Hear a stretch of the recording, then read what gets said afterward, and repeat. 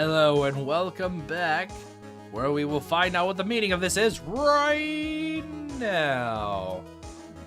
So what if the button was torn off the body after the victim had already died? What does that change?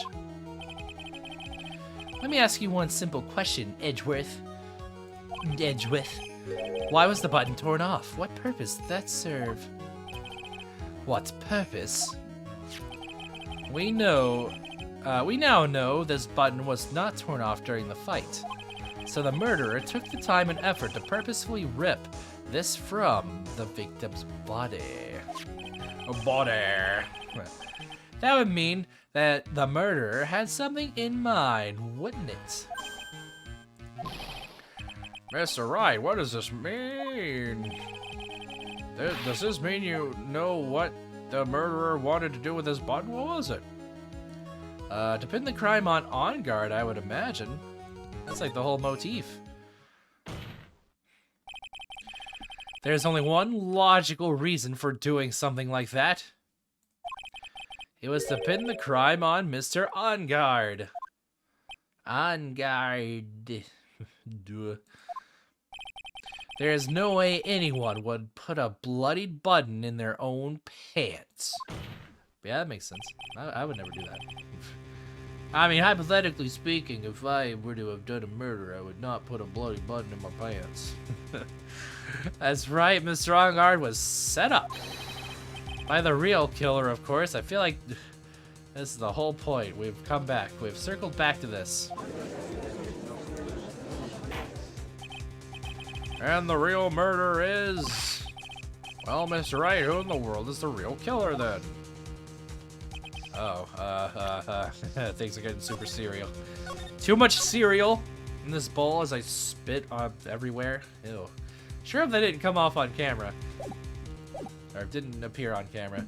Finally, I can't believe I managed to bring this trial all the way up to this point. Phoenix, you can't let your guard down yet. Not until the very end. The real killer, the person who planned to frame Mr. On Guard is... Juan Corda himself. Have to be Adrian Andrews, right? Miss Adrian Andrews. I choose you. Pokemon reference? Hey, you are Mr. Corda's killer. Oh, what? Ow, those glasses just broke off on her face. Ow. Right in her eyes, too. Order, Mr. Wright. This is a very grave matter. Do you have any evidence that supports your charge? A lot. Any evidence? Yeah, this one. And then he points his middle finger. All of the evidence points to Miss Andrews. I'm gonna save it again, just cause.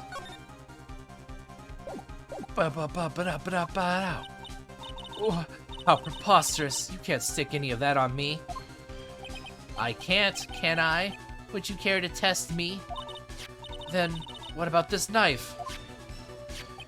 The knife was used to stab the victim after he had already been strangled to death. It was used to throw suspicion on a Mr. On Guard, naturally. A knife covered in the defendant's fingerprints could only be taken from his room. And the only one who had dinner with him and knew which knife to take was you. Tisk.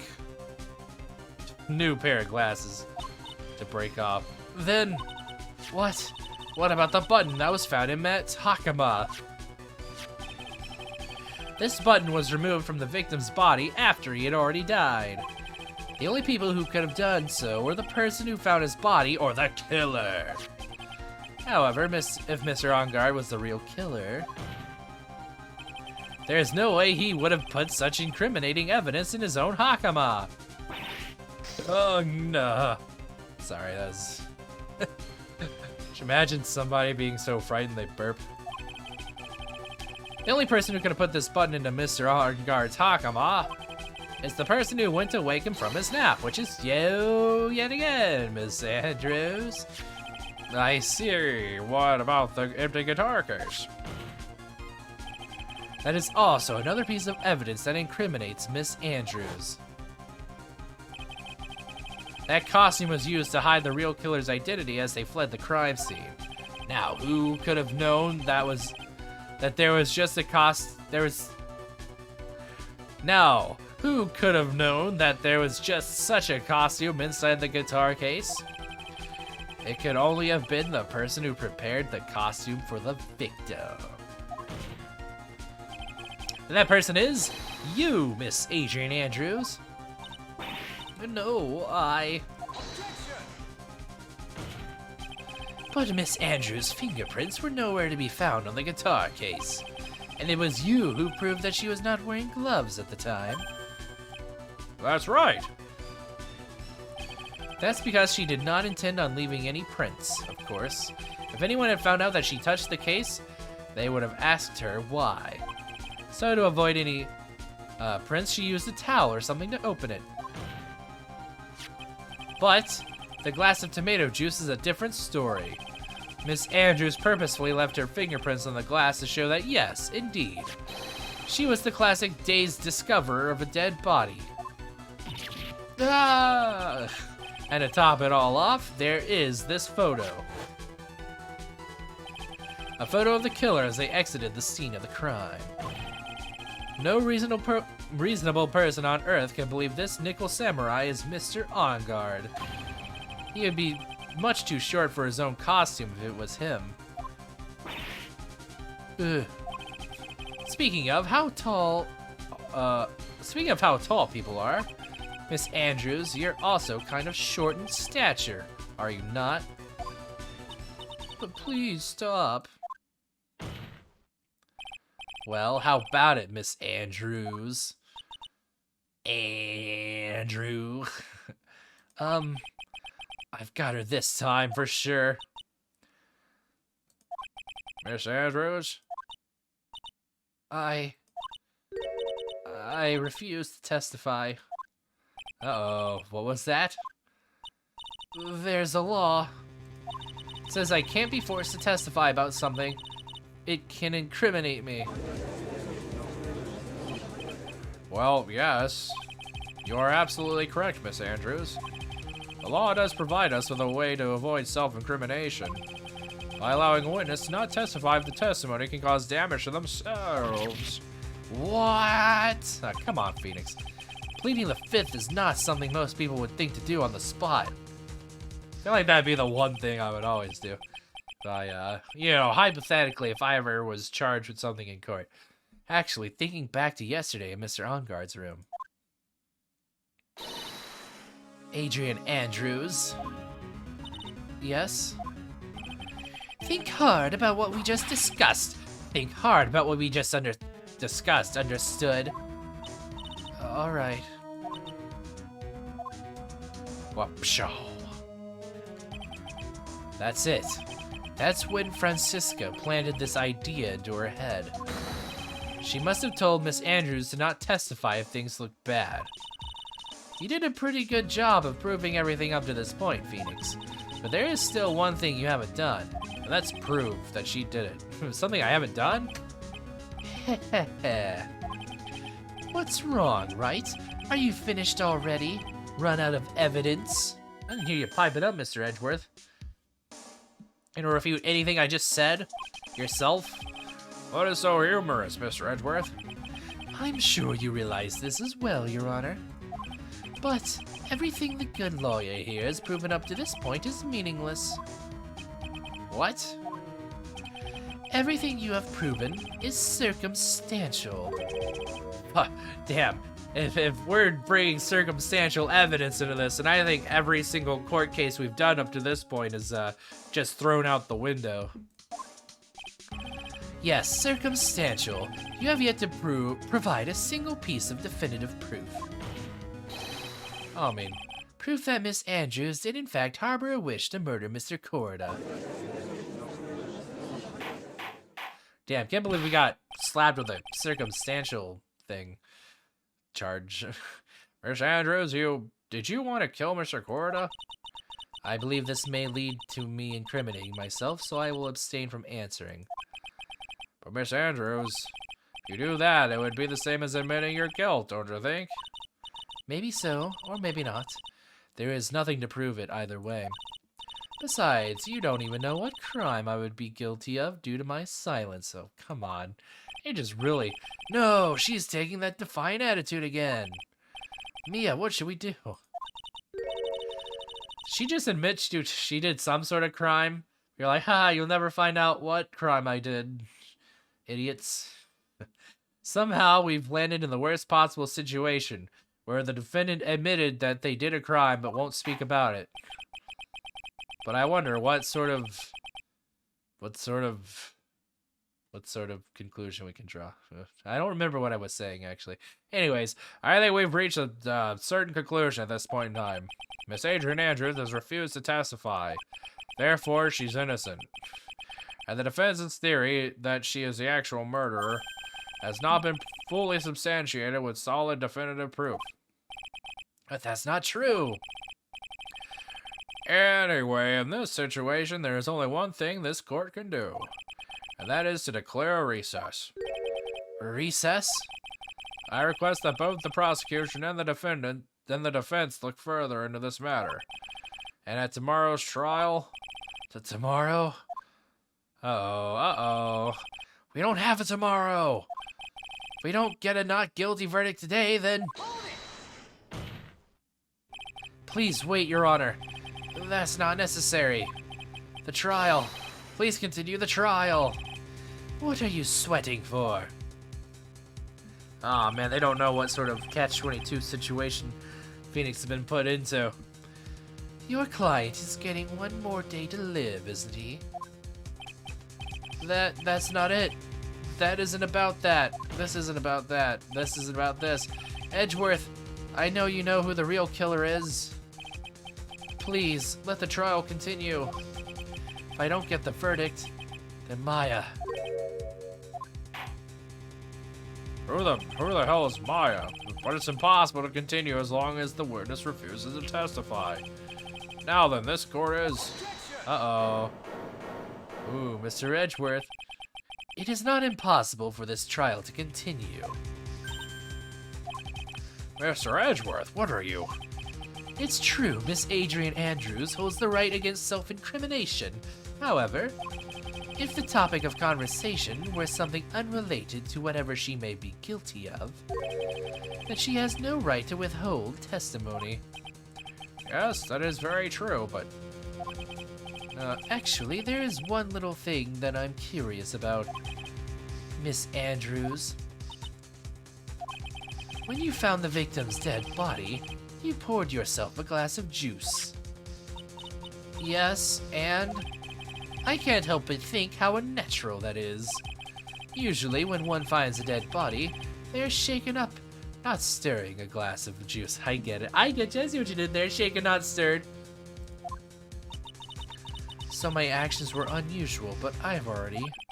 Before you speak, I want to state that if you have a reason behind your actions, I would like you to testify to that effect. Testify? Your Honor, I would like to request that the witness testify again as to what happened when she first discovered the victim's body. Ooh, Mr. Edgeworth's getting in on this. Whatever we find in this testimony should in no way implicate the witness. I don't know what it is about Mr. Edgeworth today, but I can't get a good read off of him. Is he friend or foe? I just don't know. The court acknowledges the prosecution's request. Miss Andrews, if you please. All right. When I found the body. That glass of juice, I didn't really pour it for myself. I was surprised when I walked into the room and saw it in that messy state. And Juan, he was sitting slumped over and tired, looking in the corner. When I saw him sitting like that, the thought that he was dead didn't cross my mind. To be honest, I thought he had just fainted or something, so I went to pour him some juice. When I realized that he was dead, that's when I knocked the flower vase over. Ah, now that's a little more natural. So you poured that glass of juice for the victim. Why didn't you say so in your earlier testimony? Now we're gonna incriminate you for it. I didn't think I needed to include something so trivial. Phoenix, please be careful here. If you can't find anything wrong with this testimony, then there's nothing left. I know. Edgeworth, what the heck is going on in that brain of yours? Come on, Phoenix is like giving you... He's obviously like aware of your problem, or like you hinted at it well enough that he's like, oh, my perception and my insight is it's actually maxed out at 20. I can read your intentions. Now then, Mr. Ray, you may begin your cross-examination. When I found the water. That glass of juice, I didn't really pour it for myself. But there wasn't anyone else in the room, right? Of course not. Then who did you pour it for? We're gonna get to that. Mr. Wright, there's a rhyme and reason for everything. Can you wait just a little longer for it to be revealed to you? In other words, Wright, be quiet and listen. Precisely. I couldn't have said it better myself. Surprised when I walked into the room and saw it in a messy state. So, it was a mess? Are you sure it wasn't messy because of your fight with Mr. Coretta? Come on, Phoenix. I understand your frustrations at not being able to prove your theory. However, before you go accusing people of crimes, go find yourself some evidence. Ooh, go find yourself some evidence. And then what did you see next, witness? And Juan, he was just sitting slumped over and looked tired looking in the corner because I killed him. Slumped over? Yes, he was just sitting there with his head tilted forward, eyes closed. He really looked like he was sleeping. Is it just me, or did that right there sound a little odd? Alright, so when I saw him sitting like that, the thought that he was dead didn't cross my mind. Then what did cross your mind? I thought maybe he had smashed everything up in anger because he lost the Grand Prix, and then felt tired after his rampage, so he decided to take a nap. Anyways, that's what I thought. I see, so you didn't think he was dead at all. To be honest, thought he just fainted or something. Gonna pour him some juice. You thought he fainted? I thought he was asleep at first. Then the room was in such a messy state. Thought maybe he had gotten into a fight with someone. And that's when you went to pour the glass of juice. Yes, he always has a hard time waking up. So Juan always has a glass of tomato juice to drink. I see. And then what happened after that? I realized that he was dead. That's when I knocked the flower vase over. And how did you come to realize that he was in fact dead?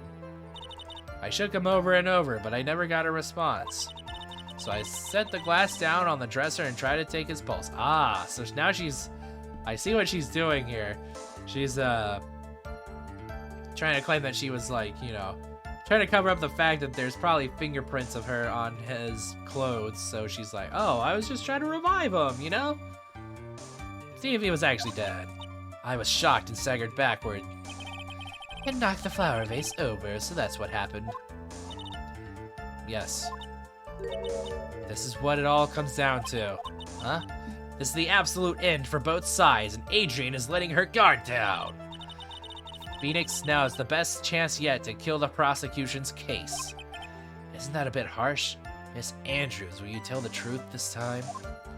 Alright, we'll find out if she has it in her to tell the truth next time on Hooky Hour. I will see you all then. Also, the camera did better this episode, thankfully. I don't know what I did this time to fix it, but it sure did stay put, so hooray. Alright, until next time, see you then. Bye.